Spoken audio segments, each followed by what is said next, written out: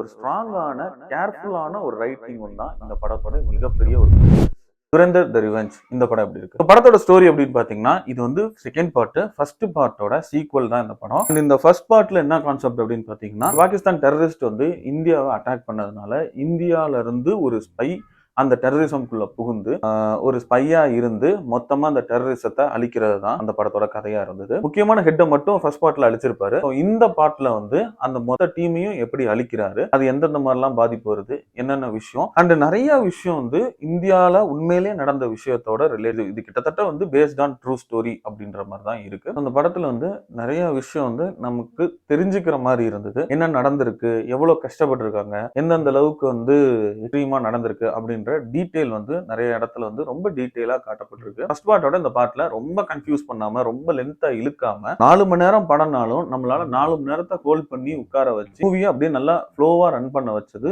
ரொம்ப ரொம்ப சூப்பரான ஒரு விஷயம். அதை ப்ராப்பரா இதுல ஹேண்டில் பண்ணியிருக்காங்க. ஒரு ஸ்ட்ராங்கான கேர்ஃபுல்லான ஒரு ரைட்டிங் தான் இந்த படத்தோட மிகப்பெரிய ஒரு பிளஸ். அண்ட் ஈவன் இதுல வர ட்விஸ்ட் அண்ட் டர்ன்ஸுமே ரொம்ப சுவாரஸ்யமா வந்து கொண்டு போயிருந்தாங்க. ரொம்ப ரியாலிட்டியா வந்து கொஞ்சம் எடுத்துட்டு இருந்தாங்க. ரொம்ப போட்டு டிராமாட்டிக்கா கொண்டு போகாம ரியாலிட்டியா அந்த படத்தை வந்து கொண்டு போனது இந்த படத்தோடைய மிகப்பெரிய ஒரு பிளஸ். ஸோ அதான் இவ்வளவு பெரிய ஒரு ஹிட்டை வந்து இப்போ கொடுத்துருக்குது. ஓவராலா எல்லாருமே பார்க்க வேண்டிய ஒரு மூவி.